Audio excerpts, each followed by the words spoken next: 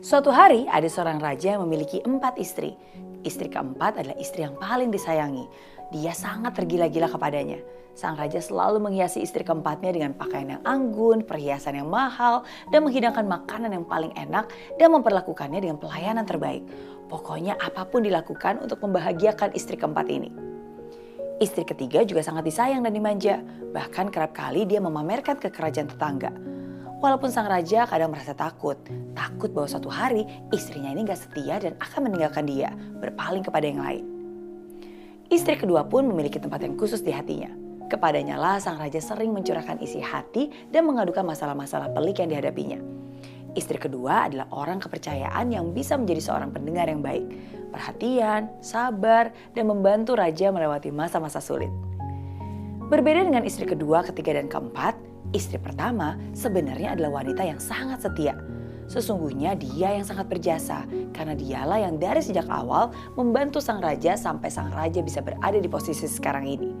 Namun sayangnya dia jarang diperhatikan. Sang raja tidak lagi mencintai dan bahkan selalu menghiraukannya.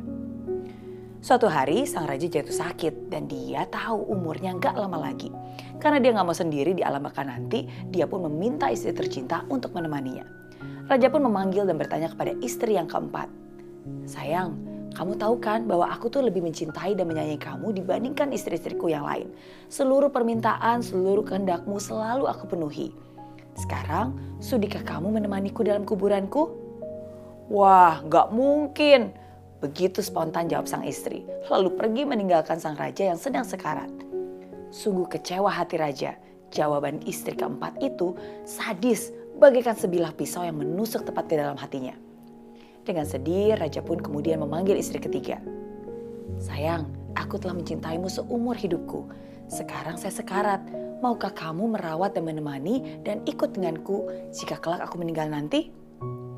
Si istri ketiga pun menjawab, tentu gak bisa. Hidup ini begitu indah. Jika kamu mati, lebih baik saya menikah lagi. Mendengar jawaban istri ketiga, sang raja semakin sedih. Dia benar-benar gak nyangka kalau istri ketiganya itu akan berkata sekejam itu. Dengan rasa sedih dan kecewa, lalu dia pun memanggil istri kedua. Dan kemudian berkata, sayang, kamulah yang selalu menjadi tempatku mengadu dan berbagi. Setiap saya minta bantuan, kamu selalu ada untukku. Sudikah kamu menemaniku sampai alam baka nanti? Dan sang istri pun menjawab, maaf sekali, kali ini saya gak bisa memenuhi permintaanmu. Tapi saya bisa kok membantu untuk mempersiapkan pemakaman untukmu dan menemanimu sampai kamu dimakamkan. Begitu jawaban istri kedua. Sungguh mengejutkan, sang raja pun benar-benar sangat terpukul mendengarnya. Di tengah kesedihan yang mendalam, tiba-tiba raja mendengar suara dari kejauhan. Saya yang akan menemanimu, saya akan setia mengikutimu dan menemanimu kemanapun kamu pergi. Sang raja pun memandang kepada pemilik suara. Ya, dia adalah istri pertamanya. Wanita kurus kering yang merana karena ditelantarkan dan disia-siakan oleh suaminya sendiri. Dengan nada penuh penyesalan dan duka, sang raja pun berkata, maafkan aku sangat menyesal. Seharusnya dulu aku memperlakukanmu secara adil, merawatmu lebih baik ketika aku punya kesempatan. Tidak lama kemudian, sang raja pun menghembuskan nafas terakhirnya. Dari kisah tadi, kita bisa belajar. Sebenarnya kita semua memiliki 4 istri dalam kehidupan kita. Istri yang keempat adalah tubuh kita sendiri. Kadang kita terlalu mencintai fisik kita, memberikan pakaian yang terbaik, perhiasan, kosmetik, dan tanpa kita sadar bahwa semua itu hanyalah sementara. Kegagahan, kecantikan, dan keindahan fisik itu akan pergi begitu kita meninggal dunia. Istri yang ketiga adalah harta benda, status, dan kekayaan yang kita miliki. Kita meluangkan begitu banyak waktu untuk mengumpulkan semua itu. Tapi tidak ada satupun yang bisa kita bawa dan miliki selamanya. Begitu kita meninggal, dia akan pergi dan berpindah tangan menjadi milik orang lain. Istri yang kedua adalah keluarga dan sahabat, orang-orang terdekat kita, yang kita percaya dan selalu ada untuk kita. Tapi gak peduli seberapa setia dan seberapa lama kita hidup dengan mereka, yang paling mereka bisa lakukan hanyalah menghantarkan jenazah kita sampai ke liang kubur. Dan istri pertama kita adalah jiwa kita. Kadang kita sering mengabaikannya karena terlalu sibuk mengejar harta, mengejar kekuasaan, kesenangan duniawi.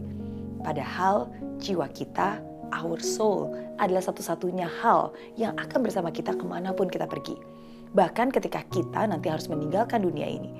Dia tidak pernah berkhianat walaupun ia sering kita hianati. Ia tidak akan pergi walaupun kita sering mengabaikannya. Jagalah tubuhmu, nikmatilah hasil kerja kerasmu, luangkanlah waktu bersama keluarga, sahabat, dan mereka mencintaimu. Tapi jangan pernah lupa untuk merawat hatimu. Jangan pernah lupa untuk memberi makan jiwamu. Berdoa, bersyukur, nikmati kesendirianmu bersamanya. Luangkan waktu untuk dia, karena hanya dialah teman sejatimu di dunia dan di akhirat nanti.